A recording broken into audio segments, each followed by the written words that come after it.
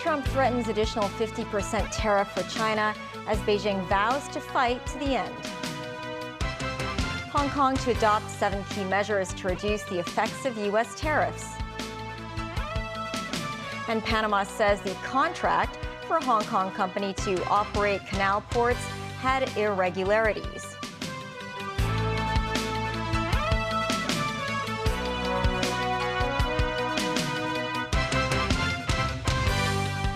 Hello and welcome to TVB News. I'm Melissa Hekalea. Asian shares advanced on Tuesday as markets calmed somewhat after the shocks from U.S. President Donald Trump's tariff hikes. Meanwhile, Trump said he would not consider a pause on tariffs that have threatened the global economy. This comes as China outlined plans to fight to the end and take countermeasures against Washington. Daniel Rao tells us more. Asian shares advanced on Tuesday, led by gains in Tokyo, where the Nikkei 225 shot up just over 6%. Hong Kong recovered some lost ground too, but not anything close to the 13.2% dive on Monday, and gave the Hang Seng Index its worst day since 1997 during the Asian financial crisis. The Hang Seng Index gained 1.6%. The Shanghai Composite Index jumped 0.9%. Still, analysts say markets are likely to remain turbulent as U.S. President Donald Trump continues his controversial tariff policy.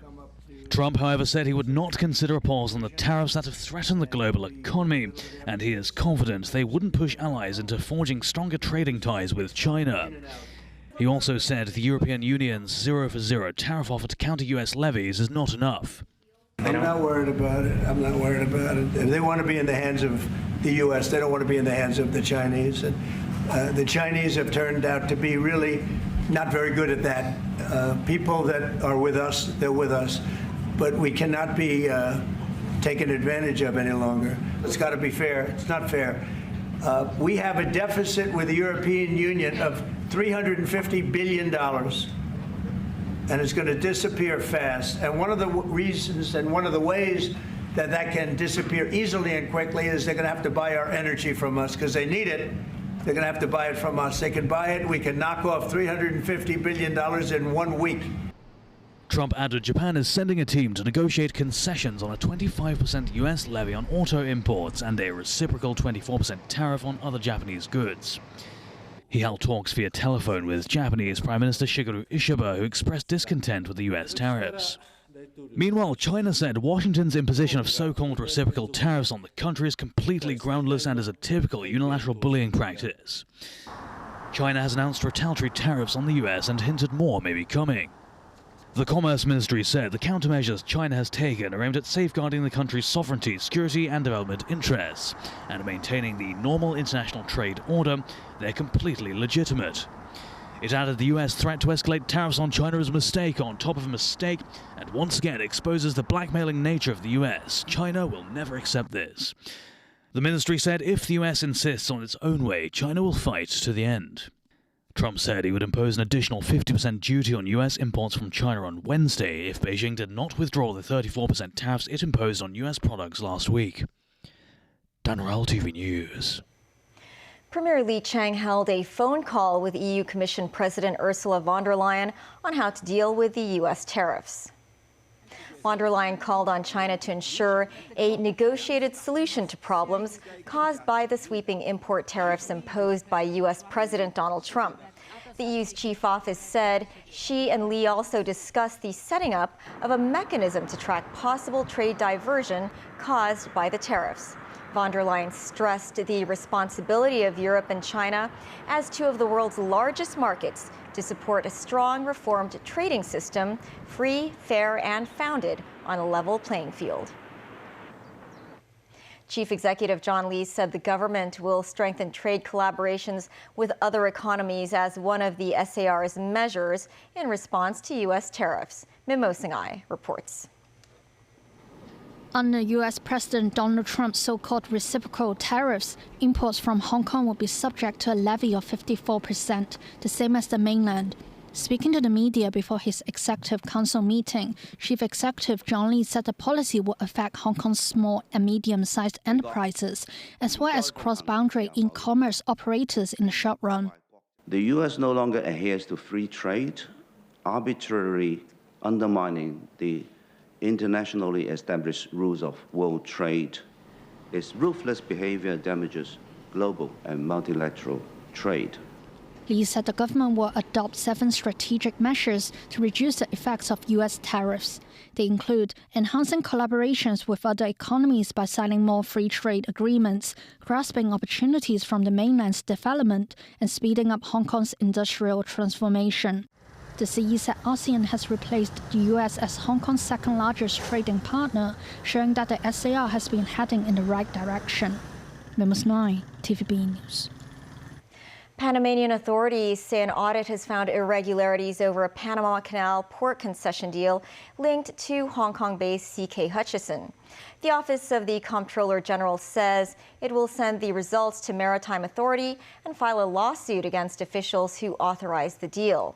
Analysts say the lawsuit could be a roadblock to BlackRock's attempt to buy most of CK Hutchison's global ports business, including 2 Panama ports. Danny Zhou has the story. Panama's Comptroller General Anel Flores said on Monday that an audit found many irregularities of the renewal of a 25-year port concession awarded to a company led by CK Hutchison. The contractual breaches include payment defaults, accounting miscalculations, and shadow operations. Flores pointed out the company did not receive the Comptroller General's approval in the contract extension and used tax-exempt subcontractors to reduce the amount it pays to the government. He said the audit revealed that Panama left $1.3 billion on the table, referring to tax incentives and benefits granted by the government. Panama Ports, a CK Hutchison subsidiary, won the concession to operate the Balboa and Cristobal ports at both ends of the Panama Canal in 1997. The concession was renewed for another 25 years in 2021. In recent months, U.S. President Donald Trump repeatedly threatened to take control of the interoceanic waterway by force if necessary to reduce China's clout in Latin America. Amid the pressure, the Panamanian government began the audit on the concession contract in late January. The country's Attorney General found the contract unconstitutional in February, and the case is still pending the Supreme Court decision. Washington is keeping a close eye on the issue as U.S. Deputy Secretary of State Christopher Landau discussed the importance of the ongoing audit with Panama's foreign minister.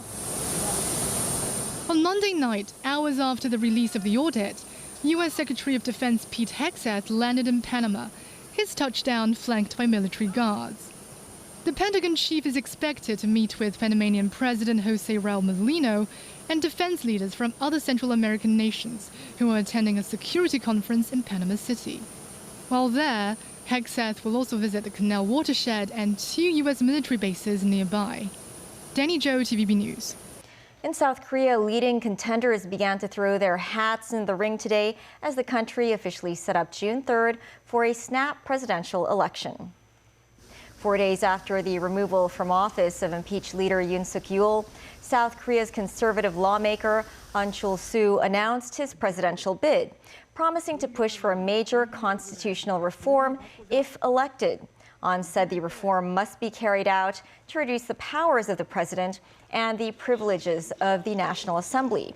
The country's Interior Minister Ko Ki-dong said a special task force will be established to ensure the snap presidential election is conducted fairly and transparently. South Korea's deep political polarization will likely shape the June 3rd election into a two-way showdown between candidates of the 2 major parties. Yoon's Conservative People's Power Party and its liberal rival, the Democratic Party.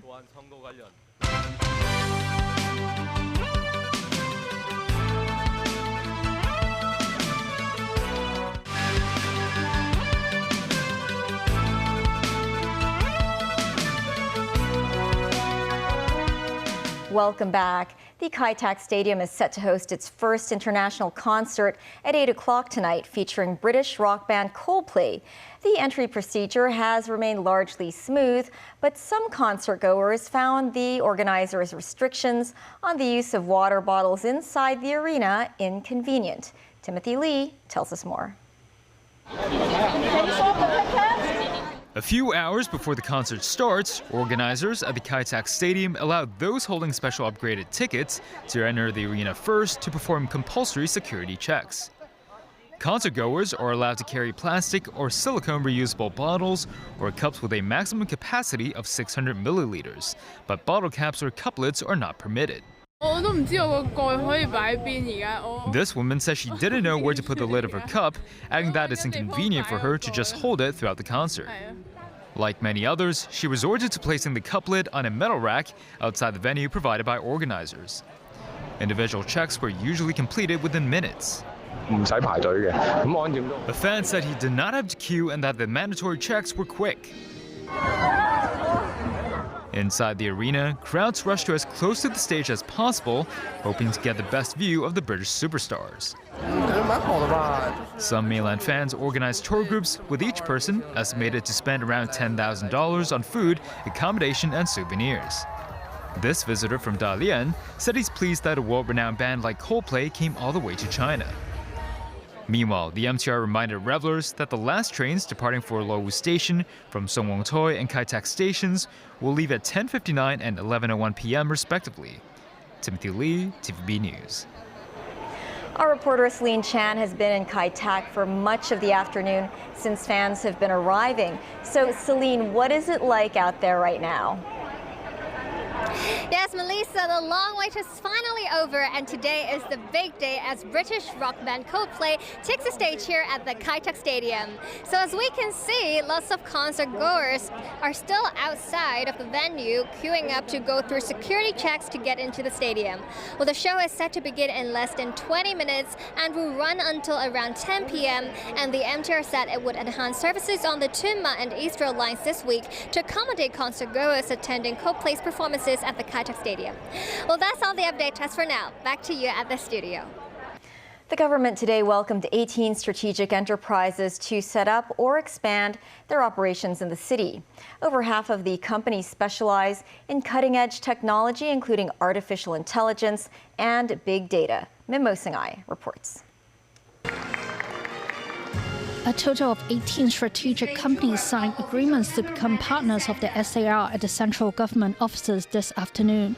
Among them, 14 are mainland companies which specialize in AI and big data, including Baidu Apollo International Limited, which launched a driverless taxi service in Wuhan, Hubei province in 2022. The company received a pilot license from Hong Kong authorities last year, allowing them to conduct tests for 10 self-driving vehicles in North Lantau. Helton New, Baidu Intelligent Driving Group's general manager of overseas business, said they hope to expand their autonomous driving trial tests in other parts of the SAR this year. Meanwhile, a US-based Web3 company explained the reason for expanding their business to the city. Hong Kong is a hub of financial supply chain and market. It's global leader there. Hong Kong government is also promoting and really encouraging business development in this area. However, I also feel like they are under pressure because there are lots of risk in this new technology, new area. So we see this, again, both as a challenge and opportunities. In the face of U.S. tariffs, Financial Secretary Paul Chan reiterated the SAR status of being a free port. This strategic development direction grows more urgent in today's complex geopolitical landscape. Amid rising tides of unilateralism and protectionism, Hong Kong remains steadfast in our commitment to upholding our free port status and free trade policy. Paul Chan said Hong Kong had attracted over 80 key enterprises in the past 2 years and are expected to lure nearly $50 billion worth of investments in the future. Memos 9, TVB News. In other news, scientists have genetically engineered 3 wolves that may resemble the extinct dire wolves, according to the company that aims to bring back lost species.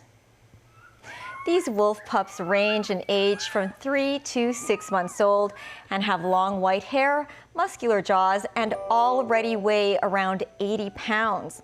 They're on track to reach 140 pounds at maturity, researchers at Colossal Biosciences said.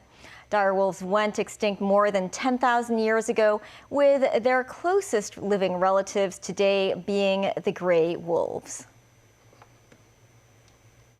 De-extinction to us is, recreating these phenotypes. So a gray wolf is the closest living relative of a dire wolf. They're genetically really similar, 99.5% similar. And phenotypically, their morphology is also similar, only dire wolves are larger, more muscular, and have these light-colored coats and other things that we can see from the fossils. That's the news. Thanks for watching. Bye for now.